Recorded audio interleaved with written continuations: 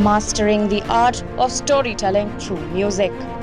You can make them both emotional and intellectual, and that's been really fun for me to explore via Instagram, YouTube, Discord, and all the platforms we're on. A singer, storyteller, and inspiration to many. Humor may not be the thing, but the emotional appeal might be the thing that I am, connecting with. So you just have to find what works for you and what you think connects. NewsX influencer A-list proudly recognizes Avanti Nagral for influence in storytelling. Hello and welcome. You're watching NewsX Influencer A-List. I'm Aarti Krishnan. With me, I have Avanti Nagral, who in fact is an influencer, a storyteller. She ensures that there are conversations and songs on her feed. Thank you for joining us today, Avanti. Tell us a little bit about the content that you create.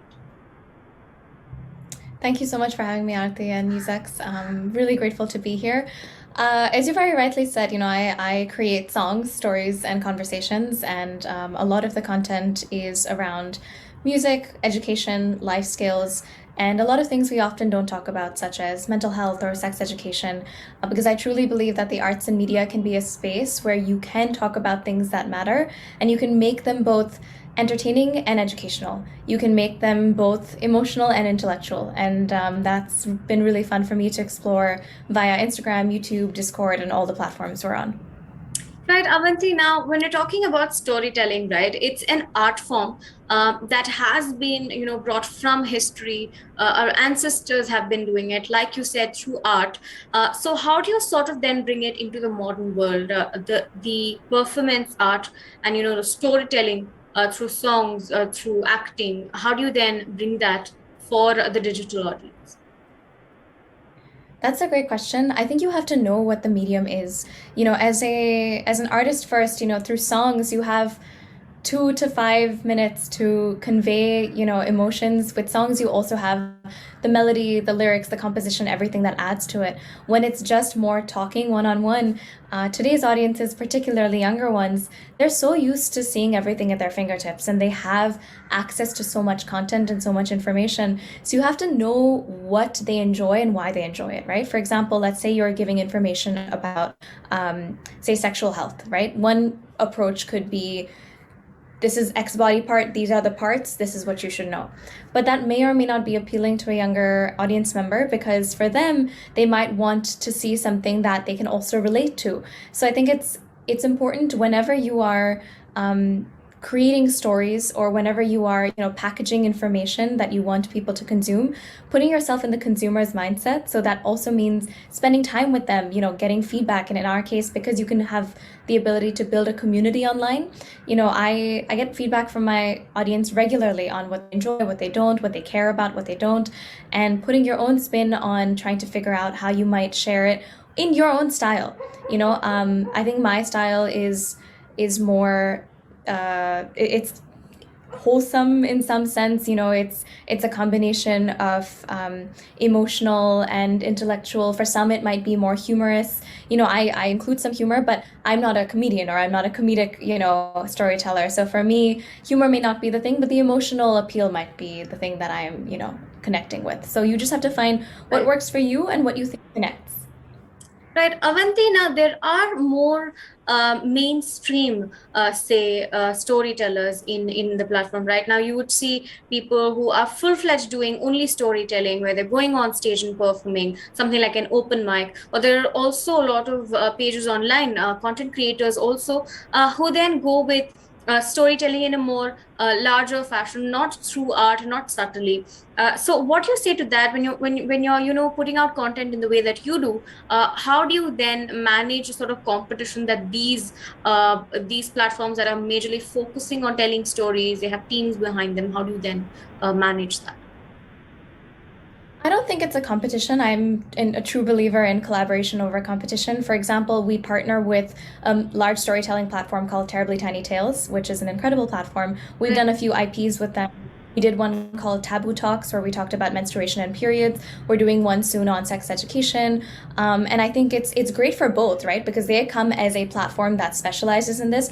I come as a personality and a voice, and of course, with my Absolutely. music, we're able to use all of that together.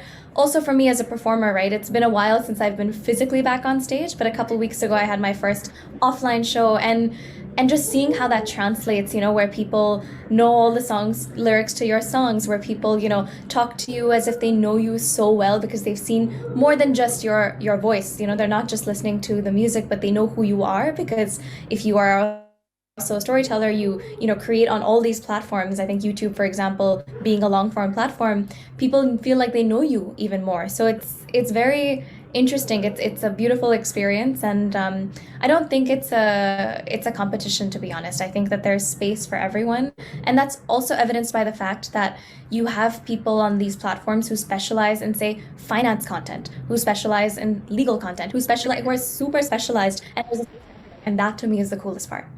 Right, that's a beautiful way to look at it. Nan, I also wanted to talk to you about, like you said, you had gone back now to doing shows offline and performing on stage when it comes to that, and then putting your performance online or creating content specifically exclusively for online, YouTube or Instagram. What is the difference that you've observed since you've done both? Massive difference. Prior to the pandemic, I've performed hundreds of shows between India, the US, and elsewhere, and that connection with people in person is very, very different than doing it online. I almost thought that it couldn't be replaced, but there are spaces and avenues today. For example, Discord. We have a Discord server where I Right. get to I can hop into a voice chat and talk to people directly, and so I still feel like that connection is possible. But as a performing artist, the rush you get being on stage is very different. In fact, as a musician, I've had to change my voice slightly over the past couple years, because if, say, I'm performing via Zoom or any other platform, if I belt, sing very loudly as I might on stage, you're going to hear distortion because the will technically clip. So I've actually had to train my voice to be able to sing to my computer and my phone for the last 2 years. So it's interesting just to see how we adapt, right? Or if I'm performance medium, you just see me in this box. So I have to figure out how to be engaging with my face and my hands. Whereas on stage, I have to work the whole stage. So it's interesting, and it's very cool that you have to adapt to different mediums.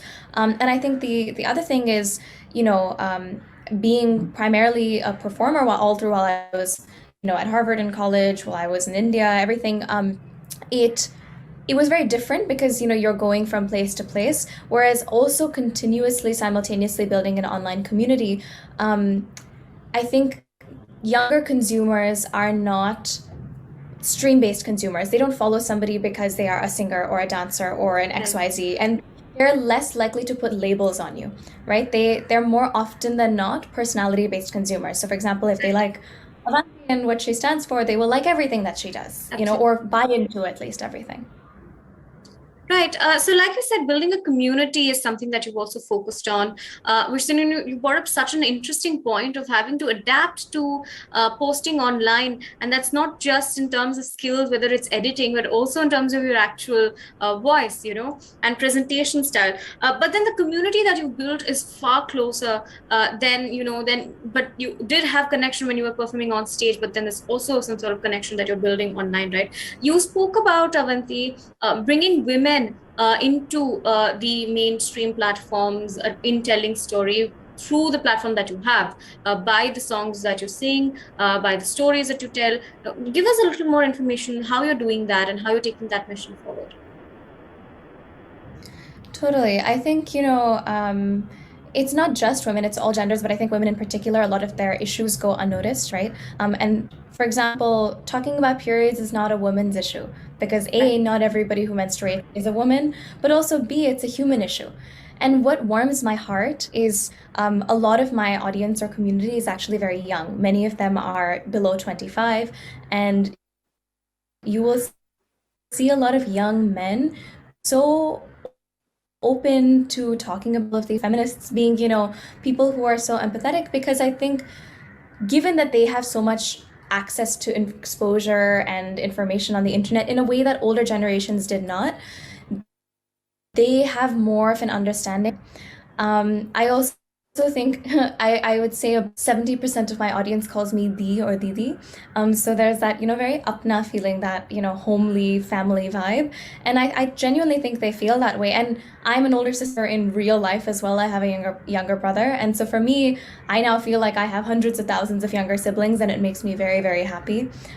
Because I think when you feel that human connection beyond just the screen, then that's the key to building community, however that might be, right? You may not want to do it from that familial perspective. That might just be from what you might connect on, but there's beauty in building that. And I also think there's beauty in uplifting other women. I've just seen too often in the entertainment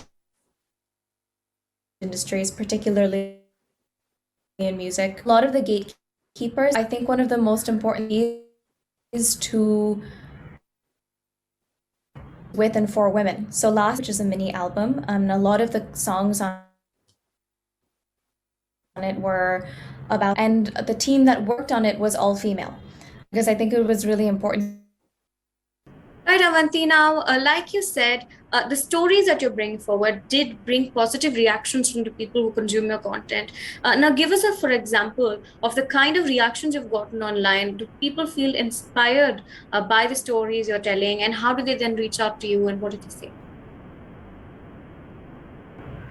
Oh, 100%. I can give a couple concrete examples. So, for one of the things, I've brought in both experts and also people in different fields to talk about things as well. For example, I make a few videos with my grandmother, who is a doctor, and I think for a lot of people, seeing that intergenerational conversation about things like sex and sexual health, or just gender roles, it plays a huge role, because it's not just something that, say, a younger generation can watch. It's something they can also show their parents and their families, and I know has, for example, enabled people to feel comfortable talking about things at home. Right. Because if a 20-something-year-old, is talking about something, then for them it's like, okay, it's relatable and accessible. But if a dadi, no matter whose dadi it is also talking about that thing, it allows them to go beyond just their generation and help bridge that gap. Absolutely.